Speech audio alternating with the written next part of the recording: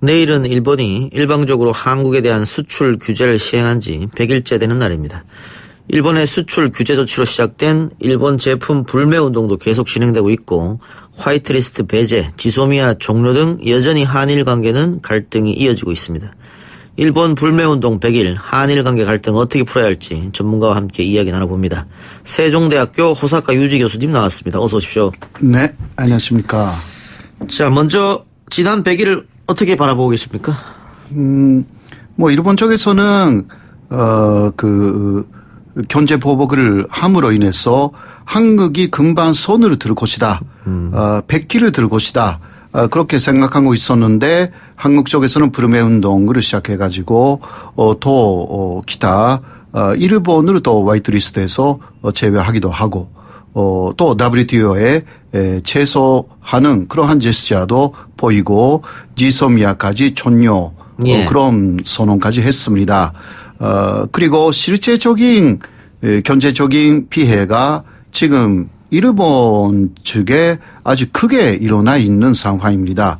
이것은 일본 쪽에서 전혀 예상을 못했던 상황이라서 내심은 굉장히 당황하고 있는 게 일본 쪽의 입장이라고 할 수가 있습니다. 예. 일본 언론에서도 참담한 상황이다 이런 보도가 나왔다고 하는데요. 일단 아베 정권이 생각하지 못했던 게 한국이 이렇게 강하게 대응할지 몰랐던 것이고. 그렇죠. 두 번째는 자신들이 이런 조치를 취했을 때 한국 경제가 흔들릴 거로 판단했는데 지금 오히려 일본 경제가 더 흔들리는 상황이다 이 말씀이죠. 그렇죠. 그러면 다시 원상태로 복구하는 거 그건 어렵습니까? 아베 자존심입니까 뭡니까? 일단 상당 오판이었다고 할 수가 있습니다. 예. 현재 일본의 그러한 정책을 결정하는 사람들이 이선적인 결정을 한다고 보기가 어렵습니다.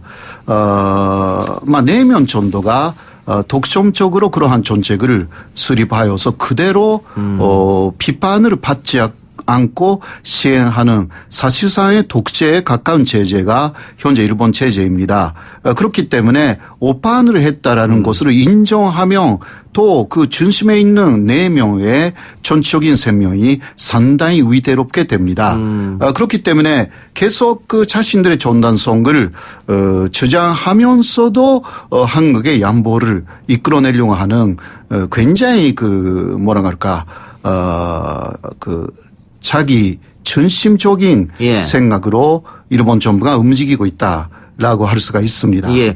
근데 특히 일본 같은 경우는 지금 관광업계가 큰 타격을 받았고 지자체가 한국 관광객이 오지 않아서 많이 흔들리고 있지 않습니까? 그렇죠. 그리고 중앙정부에 항의도 한다고 하는데 거기다가 소비세 인상을 단행해서 일본 국민들 전반적인 여론의 분위기가 심상치 않다. 그런데 계속해서 지금의 스탠스를 갖고 갈 수 있을까요? 아무리 자기 중심적으로 판단한다고 하더라도. 그래서 현재 일본 쪽에서 조금 나오는 이야기가 더 많은 불만이 표출되기 이전에 중요한 선거를 한다. 그러한 이야기가 조금씩 나오고 있고 아베 총리가 니카이 간사장에게 자금을 준비해라. 이러한 이야기를 했다고 합니다. 이것은 그래서 더 이상 경제적인 일본의 손실이 많아진다고 하면 중요한 선거를 일단 하기는 해야 되거든요. 예. 그렇게 해서 개헌으로 매진해야 되는데 이 부분이 상당히 어려워지기 때문에 초기에 12월까지 할 가능성이 있다. 이러한 이야기가 나오고 있습니다. 지금 중의원 선거를 하면요. 22석 정도는 감소한다고 합니다. 예. 그래도 중의원에서 3분의 2는 확보하기가 무난하다. 그러니까 지금 해서 일단 신임으로 얻고 그 다음에 참여원의 내 위석만 증가시키면 다 3분의 2가 되니까 그 다음에 개헌 정국으로 가져가서 지지율을 올리겠다. 현재 일본의 젊은 층에서는 개헌을 하자라는 의견들이 상당히 많아지고 있습니다. 예. 그래서 그쪽으로 정치적인 판을 전환시키려고 하는 것이 현재 아베 정권의 하나의 수법이다. 그렇게 할 수가 있습니다. 최종 목표는 개헌이고. 그렇습니다. 그걸 위해서는 여론이 더 나빠지기 전에 중요한 선거다. 예. 이런 작전이거든요. 네네. 근데 경제도 경제입니다만 안보 문제. 일본이 가장 신경 쓰는 이 안보 문제가 북한의 미사일일 텐데요. SLBM 북한이 발사했을 때 일본이 몇 발인지도 몰랐거든요. 그렇죠. 네. 그렇기 때문에 이럴수록 지소미아는 이어져야 한다. 그렇죠. 그런 위기 의식도 있을 것 같아요. 예. 그래도 지소미아는 별로 필요 없다는 식으로 표면적으로는 아베 신조도 그 며칠 전에도 이야기를 했고요. 예. 그거는 지소미아가 없으면 상당히 일본에 문제가 있다라는 이야기를 하면 지소미아 전요를 가져온 책임이 역시 경제 보복을 한 아베 정권에 있다라는 이야기가 일본 내에서도 나오기 때문에 예. 그것을 차단하기 위해서 지소미아 전요는 아무것도 아니다라는 이야기를 하지만 사실상 그 일본이 지금 그 북한 쪽의 미사일 발사를 탐지하지 못하고 있는 거죠. 이게 그래서 상당한 그 위기 상황에 현재 있다라고 할 수가 있습니다. 그래서 고노 방위상이 어제인가 그 패트리오트 미사일 그것을 그 시작을 했거든요. 예. 일본에 배치되고 있습니다. 이것은 패트리오트라는 것은 방위 미사일이죠. 한국에서 말하면 사드. 한국에도 뭐 패트리엇이 있습니다만은 일본에서는 사드는 없고요. 패트리엇은 있습니다. 그거는 방어 미사일이죠. 예. 그거는 바로 북한 미사일이 일본 쪽으로 날아온다라는 최악의 시나리오에 대해서 지금 점검을 시작했다라는 것인데 내심으로는 그 한일 지소미아를 연장하고 싶다라는 것이 일본 쪽의 속마음이다라고 할 수가 있습니다. 속마음은 그렇고. 네. 최근에 아베 총리가 한국은 중요한 이웃 국가다 이런 발언을 했단 말이죠. 그렇죠. 그러면은 약간의 입장 변화가 있는 건 아니냐. 약간. 예. 라고 했을 때, 약합니다. 예. 예. 지금 일본의 수출 제한 조치 두고 벌어진 WTO 분쟁의 첫 절차죠. 양자 협의가 내일 열리는데. 그렇죠. 여기서 일본의 변화된 모습을 어떻게 기대할 수 있을까요? 지금은 그 다 들리는 이야기로서는 역시 현재까지의 입장으로 일본이 되풀이할 것으로 그렇게 보입니다. 그러니까 표면적으로는요. 그러니까 공개적인 자리에서는 일본은 절대 물러서지 않는 모습을 예. 보여야만이 일본 내의 의파들의 지지율을 계속 가져갈 수가 있습니다. 예. 그러니까 이 문제를 부르기 위해서는 무릎 밑에서 어떤 합의를 하느냐에 달려 있는 것인데요. 그러니까 표면적인 것만 우리가 계속 주족해 가도 진실을 알 수가 없다. 앞으로의 행방에 대해서는 그렇게 할 수가 있죠. 예. 자, 물밑 접촉. 22일이 나루히토 일왕의 즉위식인데 네. 이때 우리 총리가 참석한다 이런 얘기도 있지 않습니까? 그렇죠. 그렇게 되면 우린 나름대로 이제 급을 맞춰준 건데 네. 일본에 예우를 해준 거잖아요. 그렇죠. 또 이낙연 총리가 나름 일본 통이고 네. 거기 가서 어떤 이야기가 나오지 않을까 이런 기대도 있던데 어떻게 보세요? 그러니까 문재인 대통령이 짧은 시간일지라도 그 이낙연 총리하고 회담을 하겠다 이렇게 이야기를 하고 있습니다. 이때 이낙연 총리가 계속 지금까지 주장해 온 것은 7월 4일 이전의 단계로 다시 예. 그 복귀시키자 이거 아닙니까? 그러니까 지소미아도 한국은 연장시켜주고 일본은 백색 국가에서 한국을 제외하거나 또 반도체 세 가지 소재를 수출 규제했지 않습니까? 예. 이것을 일단 초래하고 7월 4일 이전의 단계에 돌리자. 예. 그러면 그때는 간제 지원자 판결 문제에서의 갈등만 있었습니다. 이것은 부르기가 쉽지 않기 때문에 그 부분은 앞으로 계속 양자 협의로 풀어 나가고 그러나 일단 큰 문제가 일어난 7월 4일 이전에 복귀시키자. 이게 한국의 입장이거든요. 그것을 일본 쪽에서 받아들이지 않는 이상 오히려 한국이 불리하게 이상하게 일본 쪽의 주장만 받아들이면 한국의 입지가 더 약해질 가능성이 있기 있겠죠. 때문에 예. 일본 주장만 혹시 받아들이면 예를 들면 지소미아를 연장시켜달라. 그것을 한국이 그것만 받아들인다. 그러면요 상당히 큰 문제가 일어납니다. 예. 그렇기 때문에 균형 맞춰서 이쪽의 입장을 일본이 또 받아들여야 하고 이 부분은 절대 우리는 지켜야 한다. 고수해야 된다. 그렇게 생각합니다. 이낙연 총리가 가게 되면 아베랑 만나는 건 어떻게 어렵지 않을 것 같습니다. 지금은 그 방향으로 일본도 그 조절하고 있기 때문에 거기까지 그 거부는 일본은 하지 않을 것입니다. 나루히토 일왕은 어떻습니까? 지금 그 아베하고는 생각이 많이 다르던데 평화주의자고 그렇죠. 그 과거 침략 식민 문제에 대해서도 사과하고 네네. 그러니까 선왕이죠. 그렇죠. 자신의 아버지와 같은 길을 걷고 있는데 그렇습니다. 정치적으로는 아무런 힘이 없는 겁니까? 그러니까 정치적 실권 자체가 없기 때문에 일왕의 일이라는 것은 그 내각에서 결정된 그 서류가 올라오지 않습니까? 그곳에 마지막에 도장을 찍는 것이 주된 업무입니다. 그러나 도장을 찍지 않겠다라든가 그런 그 의사표시를 못하는 것입니다. 그래서 어떤 정치적인 실권도 없기 때문에 상징적인 존재일 뿐 그 실제적인 권력을 갖고 있는 것은 아베 정권이다라고 할 수밖에 없어서요. 일단 그러나 상징적인 입장에서 나루히토 일왕이 상당히 좋은 이야기를 앞으로도 계속 해준다면 이것은 그 아베 정권을 견제할 수 있는 하나의 힘이 될 수는 있는 것입니다. 그러니까 교수님 말처럼 그 일왕은 상징적인 인물이긴 합니다만 일본 국민들로부터는 상당한 존경을 받고 있지 않습니까? 그렇습니다. 또 그 말 하나하나가 영향을 미칠 수 있고. 그러면 지금 그 일본에서 여론조사를 하게 되면 한국에 대해서 조금 악화된 여론이 나오던데. 그 일왕이 한마디씩 해주면 그것도 영향이 미치지 않겠나 싶어서 한번 질문 드려봤거든요. 그렇습니다.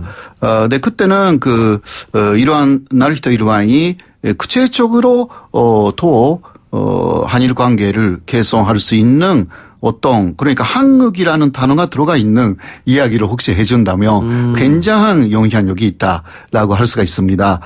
그 아키히토 일왕 어느 정도 그 한국이라는 단어를 써가면서 그 한일 관계를 개선하는 역할을 좀 했거든요. 그러니까 앞으로 나루히토 일왕도 그런 지금 상황이 됐지만 그 아키히토의 영향 하에 있기 때문에요. 좀 기대해 볼 만한 인물이라고 할 수가 있죠. 아키히토는 우리 왕족들은 백제로부터 왔다 이런 얘기도 하지 않았습니까? 네, 그렇습니다. 네. 알겠습니다. 그 주기식 때 분명히 어떤 메시지가 나올 테지요. 평화에 대한 메시지가. 그러니까 아베 총리도요. 적극적 평화주의라고 하고 있거든요. 그거는 전쟁으로 함으로 인해서 평화를 만들겠다. 그 메시지거든요. 일본군을 부활을 시켜서. 그러나 나루히토 일왕은 그렇지 않고 현재 평화 헌법을 지키면서 세계 평화를 지키자. 이러한 그 아키히토의 뜻을 이어받을 메시지를 내놓을 가능성이 충분히 있습니다. 아베가 총리를 한 번 더 하겠다. 그런 이야기가 지금 자민당 내에서 나오고 있다고 하는데요. 그렇습니다. 지금도 최장수 아닙니까? 아직 두 번째이고요. 조금 가면 가장 최장 기록을 갈아치우는데요. 그러나 니카이라는 자민당의 간사장이 넘버 2 중에 한 사람인데요. 그 사람이 요새 포스트 아베는 아베다 그런 이야기를 또 했습니다. 그거는 12년까지 현재는 크년까지 할 수가 있고 7년째이거든요. 그것을 또 3년간 연장시킨다라는 이야기를 하고 있습니다. 그만큼 어떤 면에서는 포스트 아베라는 데 극우파의 입장에서는 다음 사람이 없다라는 이야기라고 할 수가 있습니다. 그래서 한 번 더 아베가 정권을 연장시킨다. 그렇습니다. 그 니카이 간사장은 그동안 지한파라고 알려진 사람 아니었습니까? 그렇습니다. 원래는 상당히 중국하고 한국에 대해서 좋은 입장을 유지해 왔습니다. 그러나 뭐니 해도 현재 극우파 정부의 상당한 준진이 되었기 때문에 아무래도 아베 총리의 생각을 그대로 따라가야 하는 그런 입장이 좀 있는 것이고요. 연세도 굉장히 많습니다. 지금 80입니다. 네. 이번에 간사장을 바꿔야 된다라는 이야기가 있었지만 아베 총리가 만류를 한 거죠. 그런 역시 아베 총리하고의 관계상 또 자신의 정치적인 입지를 강화 해야 되는 입장에서도 아베 총리의 또 3년간 12년까지의 이야기를 권한 것 같습니다. 예. 지금 한일 문제도 있고 일본 내 소비세 인상 문제도 있고 또 올림픽이 과연 제대로 치러질 것인가 네네. 이 문제 그다음에 뭐 태풍이 일어났을 때 정부에서 제대로 대처 못한 것들 예, 그렇습니다. 지금 아베 정부가 풀어야 할 일들이 상당히 많이 있습니다. 원전 그렇습니다. 문제도 아직 남아 있고요. 네네. 그렇다면은 한일 문제를 계속해서 아베가 이렇게 끌고 갔을 때 자신들도 이거는 공멸이라고 느낄 텐데 언제까지 이렇게 끌고 갈 건지 또 우리가 해야 할 일, 우리 정부가 해야 할 일은 또 어떤 게 있을까요? 먼저 현재 그 아베 정권 그러니까 아베 총리에게는 올바른 의견이 올라가지 않는다라는 예. 일본 정부의 크조가 상당한 문제입니다. 그 이야기는 조금 말씀드리면요. 아베는 지금 그 국가공무원의 인사권을 장악했습니다. 그렇기 때문에 국가공무원들은 현재까지는 올바른 의견을 위에 많이 올려서 오히려 국가 공무원들이 그러니까 관료들이죠. 국가 관료들이 공무원들이 그 여러 가지 정책을 만들어서 그것을 일본 정부가 수용해서 정책을 시행했습니다. 그러나 지금 거꾸로 정치권이 그 국가 공무원 전체를 장악했기 때문에 이제 아베 총리의 생각하고 다른 이야기를 하면요. 출세를 못 합니다. 그렇기 때문에 그 경제 보복에 대해서도 반대하는 관료들이 굉장히 많았어요. 그러나 위에 올리지 못하는 것입니다. 이게 2014년부터 시작된 상당히 비전산적인 일본 정부의 형태인데요. 이러한 상황이 계속 될 수밖에 없습니다.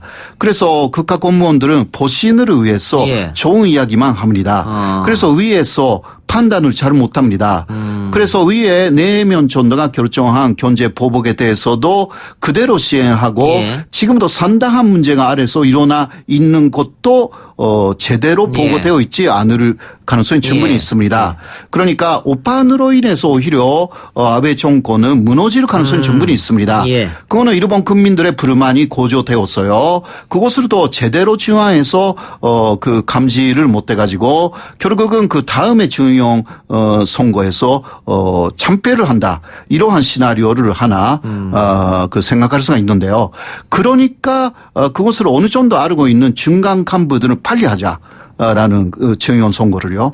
그런 식으로 해서 이것은 뭐 결과적으로는 어떻게 되는지 또 일본 국민들이 더 굉장히 그 정치에 대해서는 무관심하기 때문에 이러한 무관심증이 50% 정도 되니까 그런 무관심증 때문에 또 그 아베의 독주를 막을 수가 없는 그러한 상황이 있습니다. 이런 부분들을 자 그러면 우리가 어떻게 할까? 그러한 일본 내 실상이라는 것을 일본 사람들이 알 수 있게 여러 통로를 통해서 많이 알려줘야 되는 그러니까 한국의 고위 정치인들이나 그런 분들이 많은 성명을 내야 한다라고 생각합니다. 그래야만이 일본 쪽의 언론들도 그런 것은 다 기사화하기 때문에요. 지금 일본 언론들도 방송들도 아베 정권이 거의 다 장악해 버렸습니다. 특히 방송사에게는요 한국에 대해서 좋은 객관적인 보도를 하면 천하로 한 일을 합니다. 아베의 친위대들이요. 친위대. 한국에서는 그냥 댓글만 하지 않습니까? 그러나 댓글 플러스 일본에서는 천하로 목소리로 아침부터 저녁 때까지 계속 번갈아 가면서 방송사를 괴롭힙니다. 그러니까 방송사들이 거기에 질려가지고 한국에 대한 좋은 방송을 안 합니다. 그런 식으로까지 아베 정권은 친위대를 사용해가지고 굉장히 비정상적인 그러한 운영을 하고 있는 실상이 있습니다. 결국은 나라 전체를 장악했다 아베가. 그렇습니다. 독재 아닌 독재로 가고 있고 거꾸로 흘러가는 것 같네요. 국가가 되게 된 게. 그러니까 그 사람들의 이상은 45년까지의 대일본 제국이 이상형이기 때문에 그때에 돌아가려고 한다라는 것은 정확합니다. 자민당 안에서의 여러 가지 그 회의에서 나온 그 동영상이 예. 가끔 밖으로 흘러나옵니다. 그것으로 보면 기본적 인권 같은 것을 없애야 된다는 그런 말을 자민당의 회의안에서 계속 말하고 있어가지고요. 그러니까 옛날에 국가주의로 예. 돌아가려고 하고 한다. 있는 그 특히 자민당 안에 상당히 비전산적인 형태를 예. 우리가 알 수가 있습니다. 예, 알겠습니다. 교수님 말씀 오늘 여기까지 듣겠습니다. 고맙습니다. 네, 고맙습니다. 저 1부 순서 마치고요. 최강병기로 돌아옵니다.